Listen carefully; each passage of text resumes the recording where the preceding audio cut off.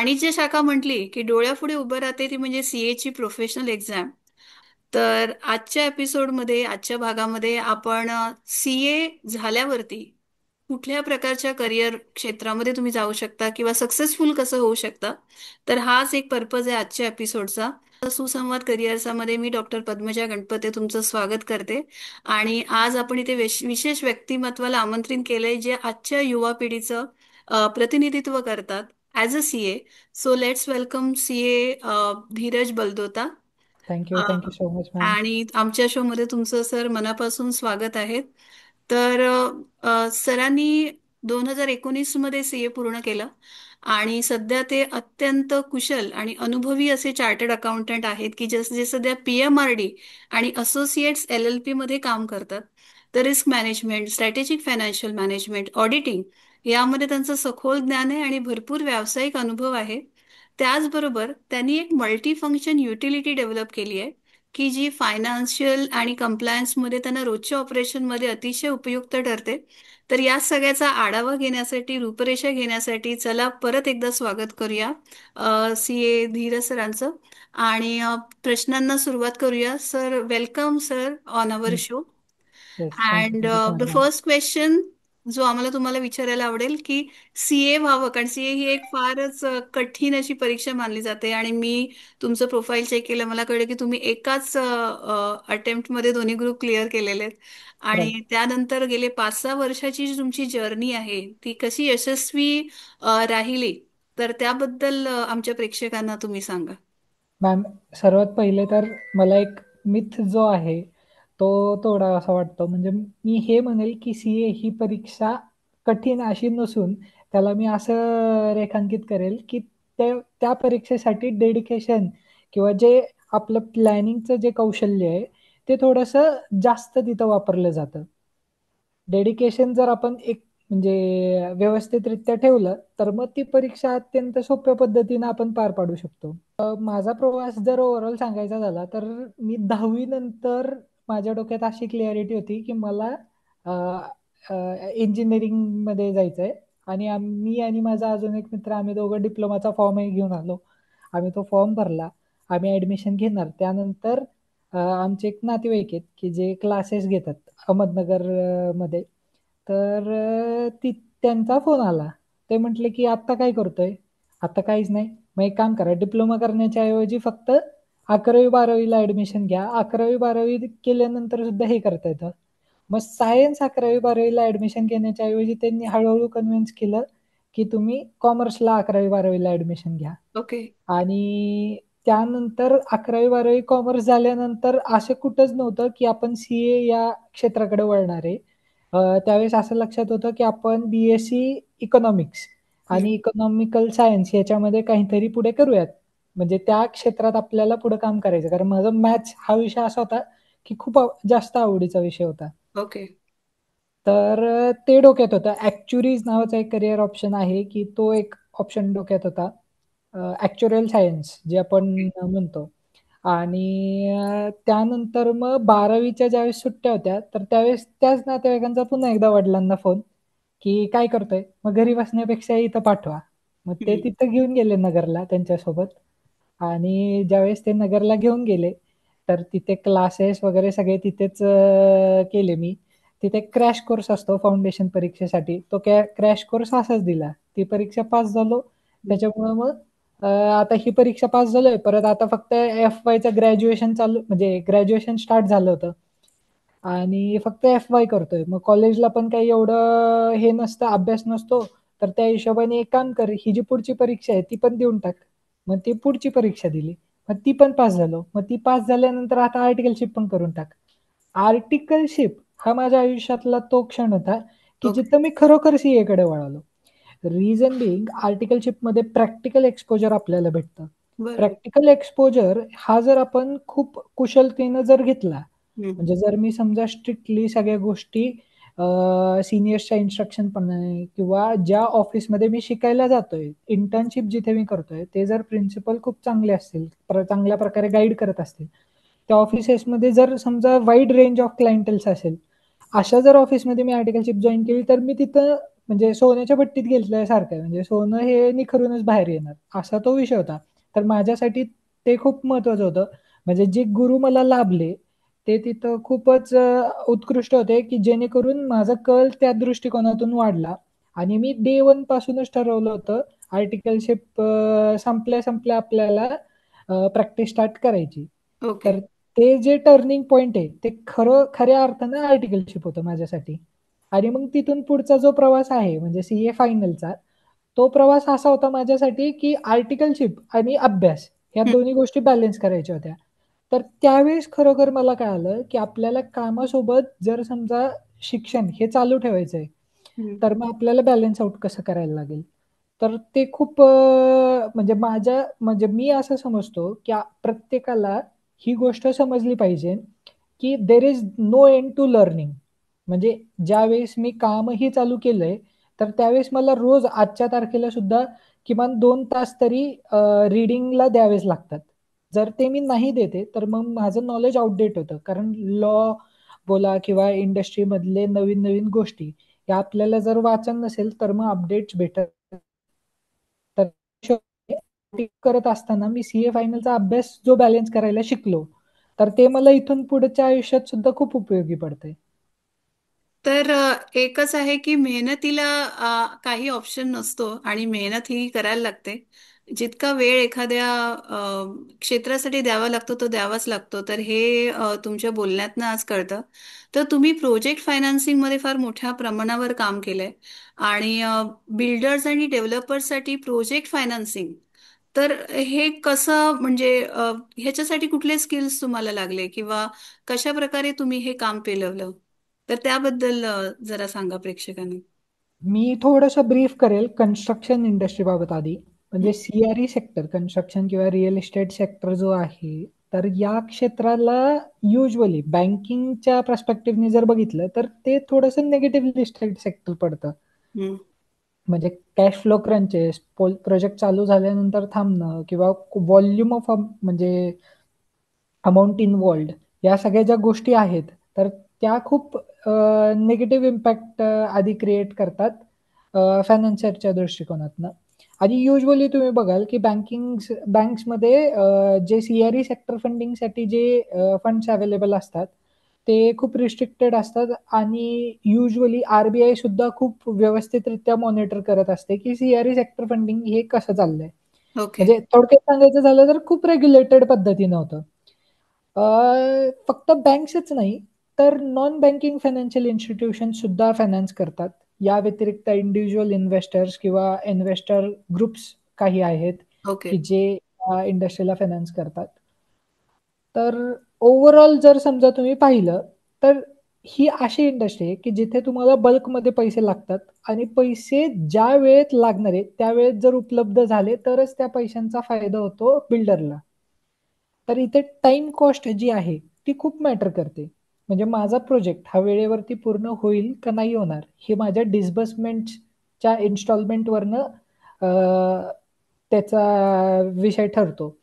तर म्हणजे थोडक्यात सांगायचं जर झालं तर हे कोऑर्डिनेशन जे आहे, हे कोऑर्डिनेशन बसवणं खूप गरजेचं आहे. म्हणजे बिल्डरला या वेळेत पैसे लागणार आहे आणि या वेळेत हा आपला फायनान्सर हा पैसे देऊ शकणार आहे. हे कोऑर्डिनेशन ताळमेळ बसवणं हा सर्वात मोठा चॅलेंज आहे. ओके.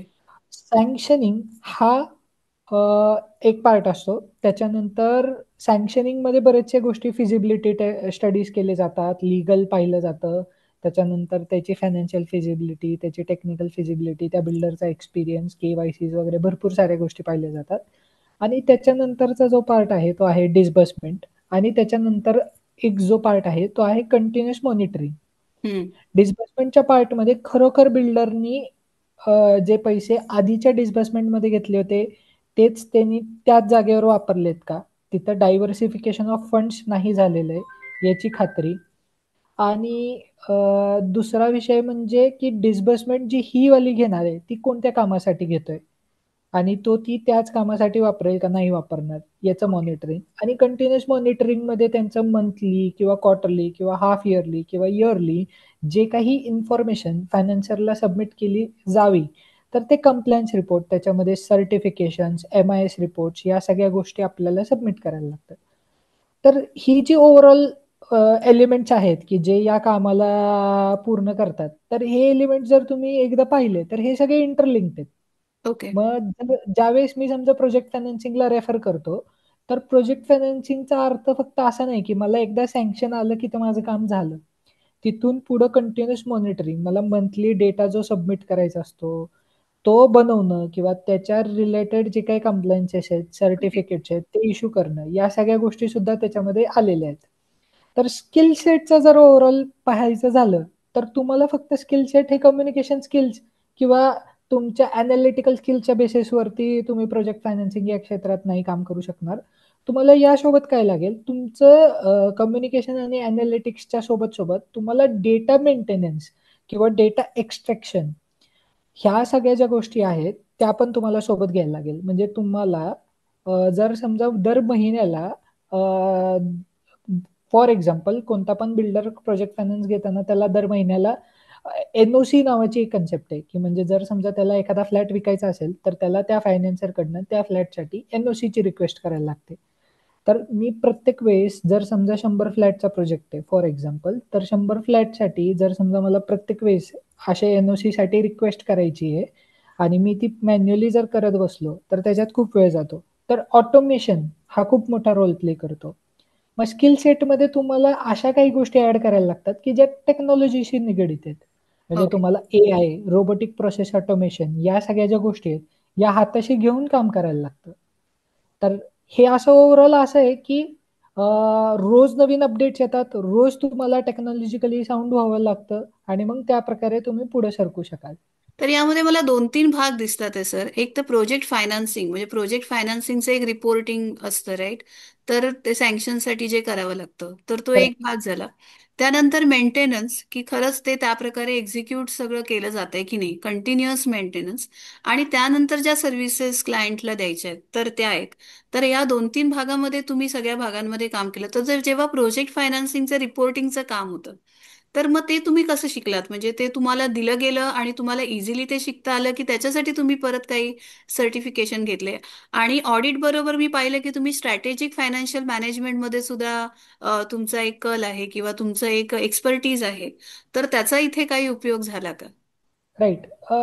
स्ट्रॅटेजिक फायनान्शियल मॅनेजमेंट आणि प्रोजेक्ट रिपोर्ट हे खूप इंटरलिंक्ड आहेत. म्हणजे काही गोष्टी अशा आहेत, की ज्या तुम्हाला प्रोजेक्ट रिपोर्ट बनवताना क्लायंटच्या समजून घेऊन ॲनालिसिस करून त्या प्रकारे रंगवून प्रेझेंट करायचे असतात.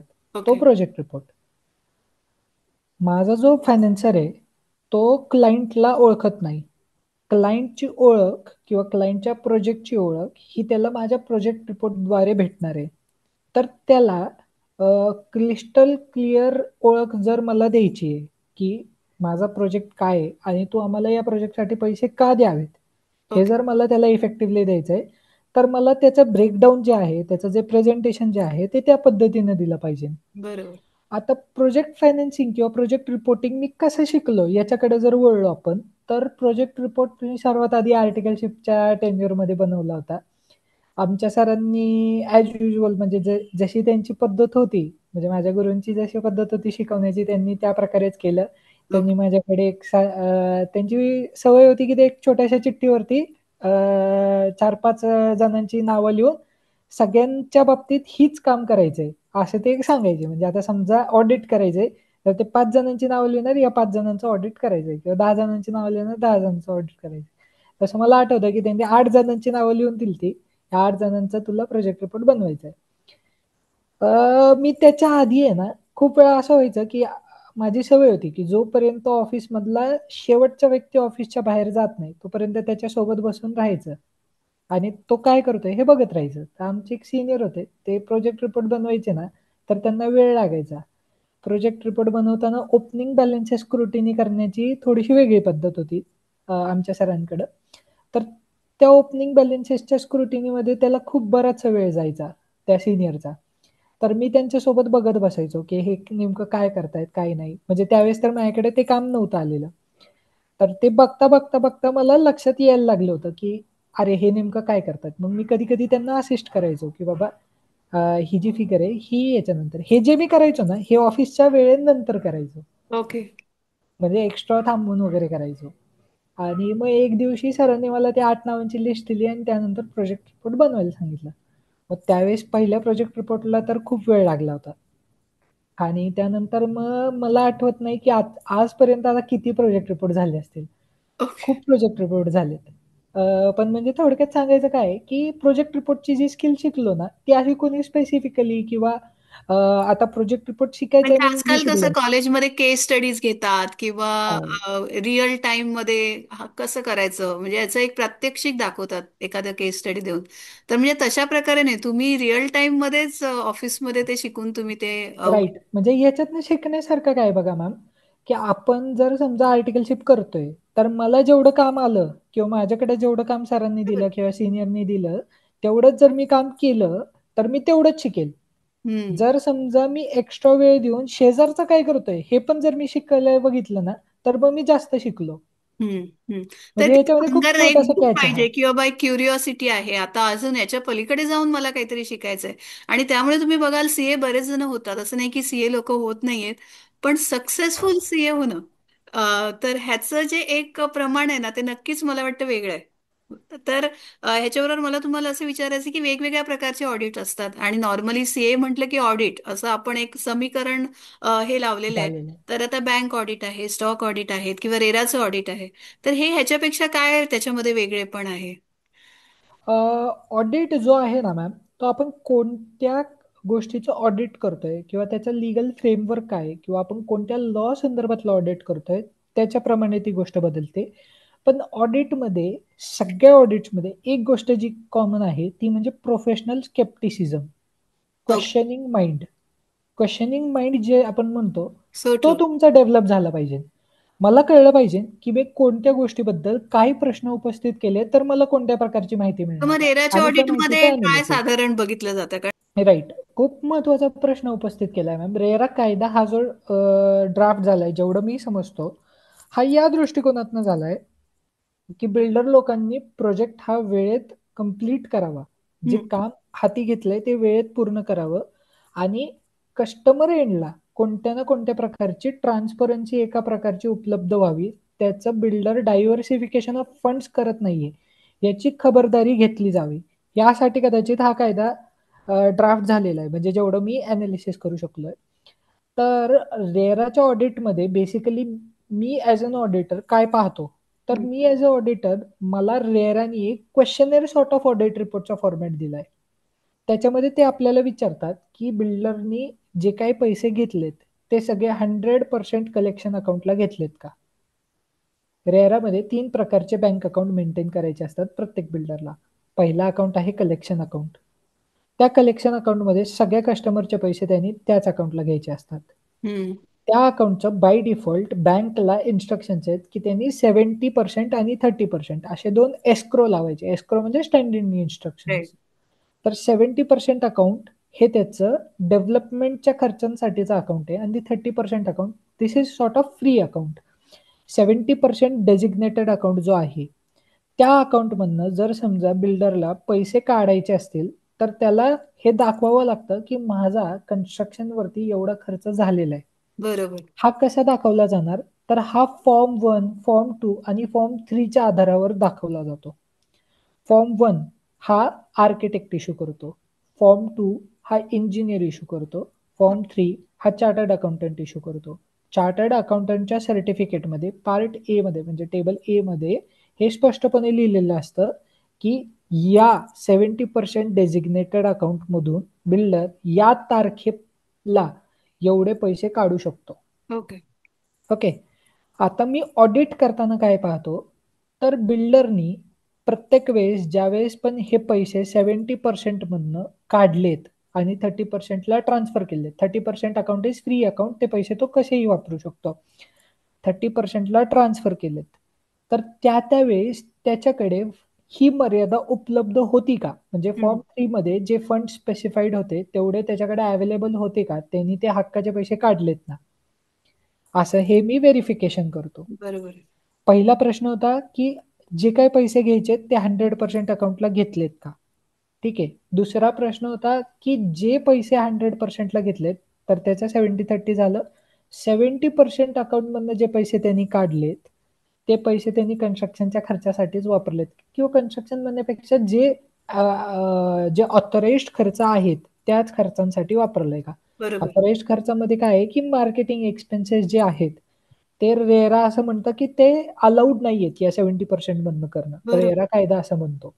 मार्केटिंगचा खर्च हा 70% मध्ये पकडला जात नाही. तर तेच आहे की ते खर्च त्यांनी व्यवस्थितरित्या केलेत का. म्हणजे ऑथरायझेशनच्या लिमिटपेक्षा जास्त पैसे विड्रॉ नाही केलेले ना. जर समजा फॉर एक्झाम्पल एखाद्या बिल्डरला 1 कोटी रुपये विड्रॉ करण्याची परवानगी होती आणि त्यांनी 1.25 कोटी रुपये विड्रॉ केलेत. म्हणजे त्यांनी 25 लाख रुपये एक्सेस विड्रॉ केलेत 70% अकाउंटमधनं. मग 25 लाख रुपये हे त्यांनी डायव्हर्सिफिकेशन केलंय. हम्म. जे की अलाउड नाहीये या कायद्यानुसार. बरोबर. त्याला फंड्स त्यांनी डायव्हर्सिफाय तो तोपर्यंत नाही करू शकत जोपर्यंत त्याचा प्रोजेक्ट हा पूर्ण होत नाही. कंप्लिशन सर्टिफिकेट आल्यानंतर 170-30चं फंक्शनिंग बंद होतं. जोपर्यंत कंप्लिशन सर्टिफिकेट येत नाही तोपर्यंत 170-30चं फंक्शनिंग चालू राहतं. ओके. तर ऑडिट करताना आपल्याला हेच तपासायचं आहे की ज्या ज्या गोष्टी बिल्डर म्हणतोय की फॉर्म 3 प्रमाणेच मी सगळे विड्रॉल केलेले आहेत किंवा मी कोणत्याही प्रकारचं डायव्हर्सिफिकेशन केलेलं नाहीये. मी ओके. सगळ्या कस्टमर्सचे रिसिट हे 100% कलेक्शन अकाउंटलाच घेतलेले आहेत. तर हम्म. हे मी तपासणी करत असतो. आणि आता तर फक्त हे बिल्डर संदर्भातलं राहिलेलं नाहीये. आता जर समजा प्रोजेक्टमधला लँड ओनर प्रमोटर असेल तर त्याला सुद्धा मर्यादा आहेत पैसे प्रोजेक्टमधनं विथड्रॉ करण्यासाठी. रेव्हेन्यू शेअरिंगच्या प्रोजेक्टमध्ये ते लक्ष ठेवायला लागतं. तर ओव्हरऑल जर सांगायचं झालं तर रेरा ऑडिट करताना आम्ही या प्रश्नांच्या किंवा रेराने दिलेल्या फॉर्म 5 नावाच्या प्रश्नपत्रिकेत जे प्रश्न विचारलेत त्याची उत्तरं आम्ही देत असतो. मग ह्याच्यासाठी काही वेगळं सर्टिफिकेशन सीएज न करावं लागतं का टू अंडरस्टँड हे नाही कसं मॅम. करायचं? सीए युजली म्हणजे चार्टर्ड अकाउंटंट ही डिग्री आल्यानंतर सुद्धा म्हणजे तुमच्या प्रश्नाचं उत्तर जर द्यायचं झालं तर नाही लागत. हम्म. पण एक थोडीशी ऍडिशनल माहिती देतो. चार्टर्ड अकाउंटंट डिग्री आल्यानंतर सुद्धा त्यानंतर आमच्यासाठी institute of chartered accountants of India हे पोस्ट क्वालिफिकेशन कोर्सेस ऑर्गनाईज करत असतं. ओके. तर ते जे पोस्ट क्वालिफिकेशन कोर्सेस असतात ते कोर्सेस आम्ही करत असतो.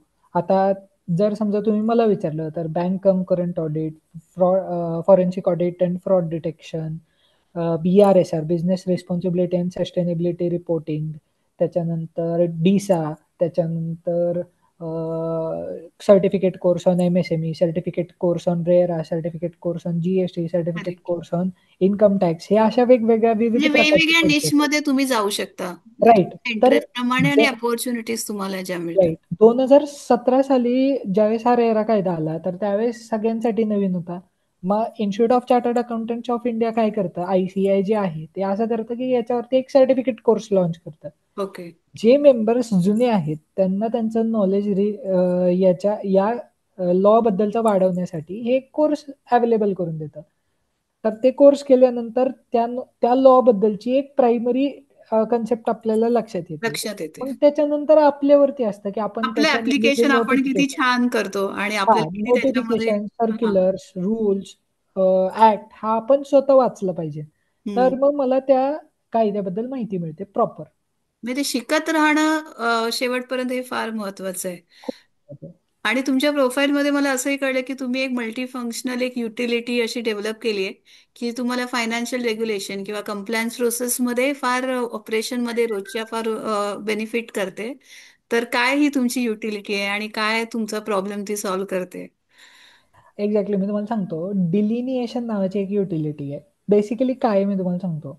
अ, ज्या अ, ज्या मेजॉरिटी ग्रुपला मी केटर करतो, हम्म. तो ग्रुप म्हणजे माझ्या क्लायंटेलपैकी ऑलमोस्ट 65-70% ग्रुप हा अकाउंटिंगसाठी म्हणजे अकाउंटिंग करण्यासाठी टॅली नावाचा एक सॉफ्टवेअर आहे तो यूज करतो. बरोबर. टॅलीचं एक रिस्ट्रिक्शन असं आहे, की त्याच्यामधनं काही स्पेसिफिक रिपोर्ट्स किंवा काही स्पेसिफिक टेम्प्लेट्स हे आपल्याला जनरेट होत नाही बरोबर. किंवा टॅलीचा जो ओव्हरऑल बिल्डरला लागणारा जो डेटा आहे, तो त्या प्रकारे त्या फॉर्मॅटमध्ये प्रेझेंट करत नाही. बरोबर. तर मी जी युटिलिटी बनवली आहे, ती काही सोपे टूल्स यूज करून एक अशी युटिलिटी बनवली आहे, की जो टॅलीमधनं डेटा पुल करतो रिअल टाईमला आणि एक डॅशबोर्ड सॉर्ट ऑफ समरीमध्ये तो आपल्याला प्रेझेंट करतो. डॅशबोर्डवरती मला काय कळतं, की माझे ओव्हरऑल किती युनिट्स आहेत. हा सगळा जो पार्ट आहे हा सगळा रेव्हेन्यूचा पार्ट कळतो मला इथे. माझे ओव्हरऑल किती युनिट्स आहेत, त्यापैकी किती युनिट्स बुकड आहेत, किती युनिट्स सोल्ड आहेत, किती युनिट्स अनसोल्ड आहेत. ओके. जे युनिट्स बुक्ड किंवा सोल्ड आहेत त्याचे किती पैसे आलेत, किती पैसे येणं बाकी आहे. जे येणं बाकी आहे त्यापैकी किती पर्सेंट डिमांड आउटस्टँडिंग आहे. डिमांड आउटस्टँडिंग या शब्दाचा अर्थ थोडासा सांगतो शॉर्टमध्ये, की बिल्डरचं जसं जसं काम होतं हम्म. तसं तसं तो डिमांड लेटर पुट अप करतो कस्टमरकडे.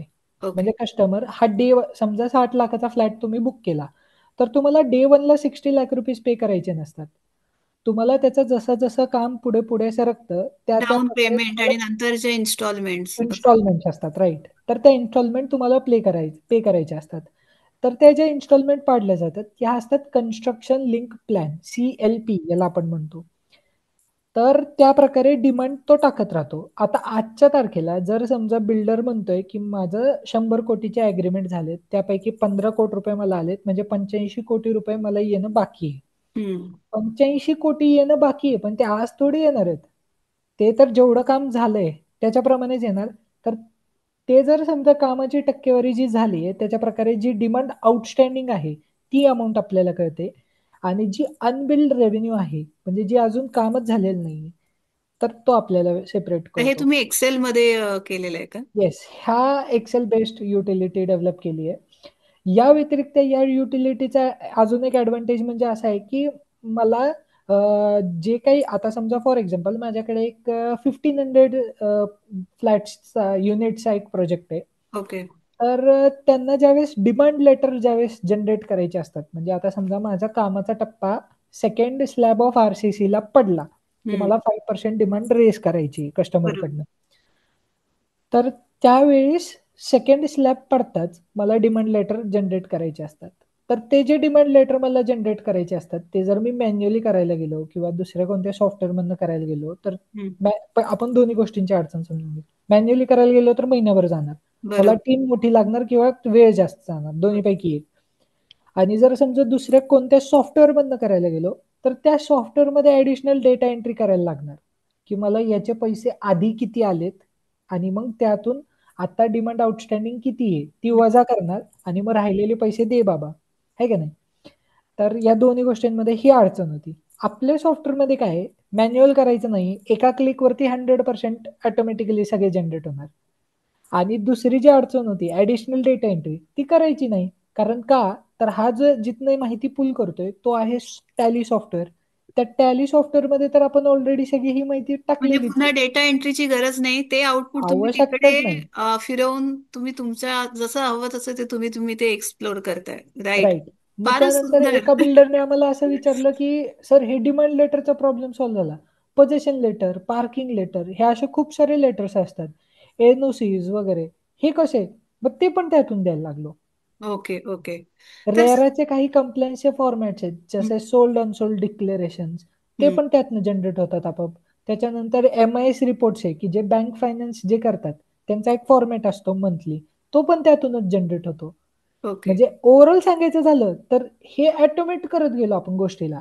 एक एका डेटा एंट्रीच्या बेसिसवरती मला मल्टिपल रिपोर्ट्स कसे जनरेट म्हणजे करता मला येतील. असं वाटतंय फक्त क्युरिओसिटी नाहीये तुम्ही, म्हणजे त्याच्यामध्ये हे काम ऑटोमेटेड करून कसं काय सुखकर किंवा इझी करता येईल, आणि त्यामुळे तुम्ही अजून काही गोष्टी एक्स्ट्रा करू शकता, कारण जितका तुमचा वेळ वाचतो तो तुम्ही अजून कुठल्या तरी चांगल्या गोष्टी शिकण्यासाठी लावू शकता. तर मला दुसरं असं विचारायचं आहे की आता सीए कडनं ज्या प्रकारच्या सर्व्हिसेस एक्सपेक्टेड आहेत या पर्टिक्युलर क्षेत्रामध्ये, बिल्डर्स किंवा रिअल इस्टेटचं जे तुमचं फील्ड आहे, कोणत्या प्रकारच्या सर्व्हिसेस आहेत अशा की ज्या तुमच्याकडनं अजून एक्सपेक्ट केल्या जातात, आणि त्याच्यावरती बिझनेस डिसिजन या बिल्डरचे अवलंबून आहेत?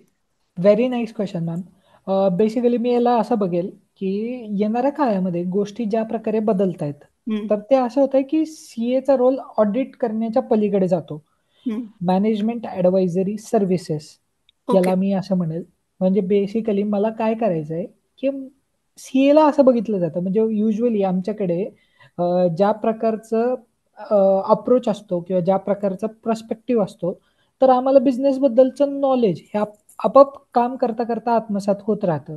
म्हणजे ज्या बिझनेसचं मी ऑडिट करतोय त्याच्या रिलेटेड नॉलेज मला येत राहतं. कारण ते गेन केल्याशिवाय मी त्याचा इफेक्टिव्हली ऑडिटच करू शकत नाही.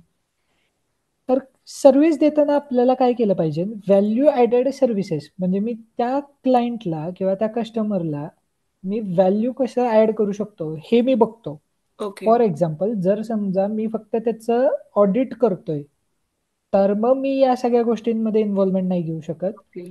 जर मी कोणत्या स्टॅच्युटरी ऑब्लिगेशननी बांधिले, तर मग मी याचा त्या गोष्टींमध्ये किंवा त्या इंटरनल मॅनेजमेंटच्या पार्टमध्ये पार्टिसिपेट नाही करत. रिझन बिंग की इंडिपेंडन्स नावाचा प्रिन्सिपल मला जपायला लागतो. पण तेच जर समजा मी त्याचं इंटरनल त्याच्या स्वतःच्या पर्पजसाठीचं जर कोणतं काम करतोय, तर हम्म. त्या केसमध्ये मी त्याला value for money services offer करतो. जेणेकरून होतं काय, की त्याचं जे काही फंक्शनिंग आहे, म्हणजे फॉर एक्झाम्पल त्याला टॅक्स ऑडिट रिपोर्टसाठी एक स्पेसिफिक इन्फॉर्मेशन लागणार आहे. ती इन्फॉर्मेशन इयरली अक्युमुलेट करून ती त्याला वर्षाच्या शेवटी इन्कम टॅक्स ऑडिट रिपोर्टमध्ये फाईल करायला लागते. वर्षभरात ती इन्फॉर्मेशन कशा प्रकारे आपण इफेक्टिव्हली कलेक्ट करू शकतो, ओके. याच्यावरती आपण त्याला गाईड करतो. हम्म. मग यांनी होतं काय, की त्याचं जे इयर एंडचं जे काम आहे ते सोपं होतं.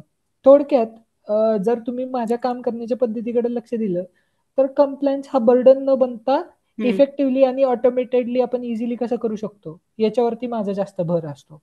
ओके. आपण वेळ कोणत्या ऍक्टिव्हिटीजला देतोय जास्त, की हम्म. ज्या ऍक्टिव्हिटीजमध्ये आपलं अनालिटिकल माइंड वर्क करतंय. बरोबर. हम्म. तर त्याच्या बेसिसवरती मी काय करू शकेल, मी टॅक्स प्लॅनिंग करू शकेल. हम्म. मी कॅश फ्लो मॅनेजमेंट इफेक्टिव्ह करू शकेल. बरोबर. मी वेंडर मॅनेजमेंट इफेक्टिव्हली करू शकेल. या सगळ्या गोष्टींकडे जास्त भर देतो आपण बरोबर आहे. असं. फारच सुंदर. म्हणजे एका क्षेत्रातनं दुसऱ्या क्षेत्राकडे तुम्ही कसं काय तुमचं नॉलेज अपडेट करून स्किल अपडेट करता, हे फार इम्पॉर्टंट आहे. तर या सगळ्या प्रोसेसमध्ये तुम्हाला काही चॅलेंजेस आले का, इनिशियली म्हणा किंवा मिडल लेवलला, किंवा कुठल्या अशा गोष्टीमध्ये किंवा कामामध्ये चॅलेंजेस आले आणि ते तुम्ही कशी हँडल केली? मॅम चॅलेंजेस मी असं म्हणेल की रोज नवीन चॅलेंज येतं आणि याला खूप सोपं उत्तर आहे जे मी सुरुवातीला पण सांगितलं, की माझं वाचन हे रोज चालू आहे का, हेच याचं हम्म. उत्तर आहे. जर माझं नॉलेज कंटिन्युअसली अपडेट होतोय, जर मी वयाच्या शेवटच्या क्षणापर्यंत स्वतःला विद्यार्थी म्हणून समजतो ना, तर मग मला कोणत्याच प्रकारचा अडथळा हा कायमस्वरूपी नसणार. हम्म. कारण माझ्याकडे त्या वाचनाद्वारे त्याचं उत्तर आपोआप सापडतंच. म्हणजे समजा फॉर एक्झाम्पल एखादा नवीन क्लायंट आला, त्यांनी सीए कडे असं बघितलं जातं, की त्याला सगळं माहिती आहे. हा. तो राईट. असंच प्रश्न सगळ्या क्षेत्रातलं विचारता. सगळं माहितीये. हां, त्याला सगळं माहिती आहे. हे सर्वात मोठं मिथ आहे. आणि तो प्रश्न विचारताना पण असंच विचारतो, की पर Googleच्या वरती. हे हम्म. सीएला विचारलं म्हणजे ह्याचं उत्तर यायलाच पाहिजे. तर आता याला काय माहिती का, म्हणजे मी माझी एक स्वतःची शैली तयार करत असतो, की मी ज्यावेळेस क्लायंटला आन्सर देणार ना, हे आता कम्स बाय एक्सपिरियन्स मी असं म्हणेल, की आपण सिच्युएशनला टॅकल करण्यासाठीची आपली एक वेगळी पद्धत निर्माण केली पाहिजे. बरोबर.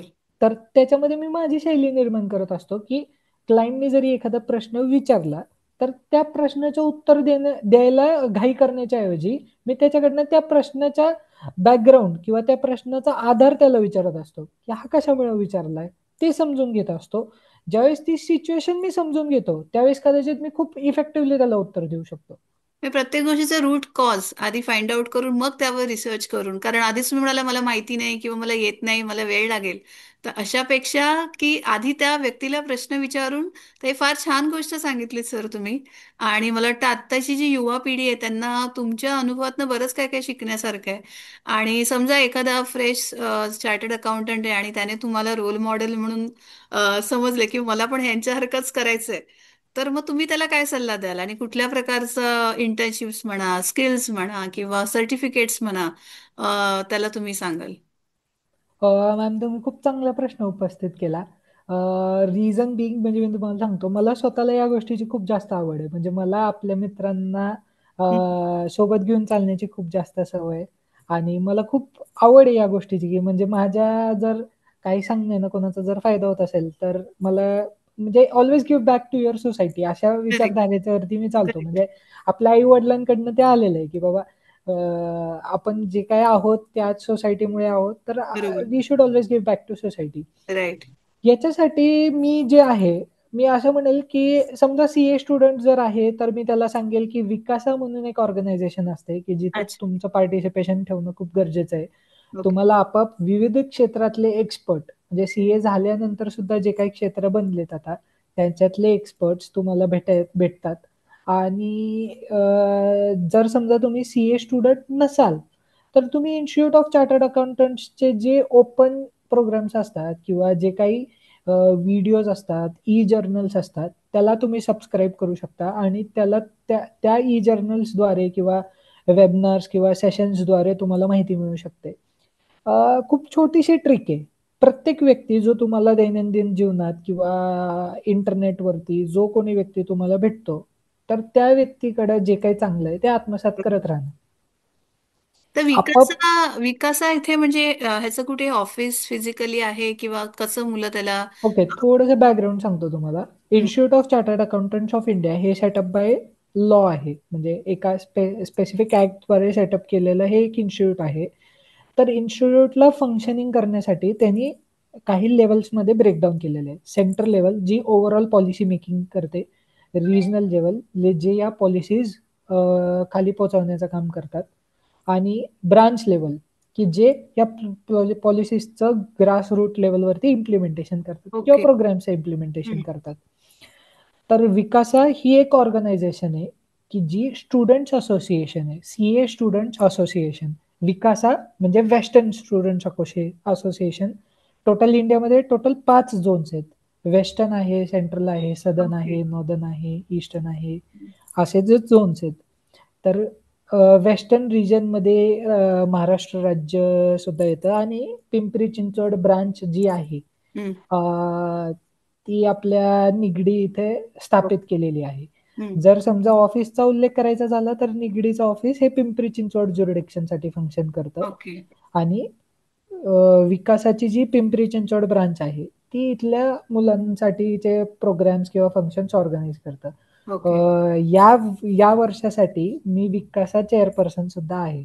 अभिनंदन सर. ओके. फारच छान. पिंपरी चिंचवड ब्रांचचा. तुमच्याशी बोलल्यावर मला एक फार महत्वाची गोष्ट जाणवली. आणि ते म्हणजे एक विद्यार्थी हा जो एक शब्द आहे की विद्येचं अर्जन करणारा. तर हा जो विद्यार्थीपणा किंवा एक क्युरिओसिटी ॲज अ स्टुडंट म्हणून जी आहे, तर ती मला वाटतं नेहमी राखली पाहिजे आयुष्यामध्ये. आणि तुम्ही सीए व्हा, इंजिनियर व्हा किंवा कुठल्याही क्षेत्रात जा.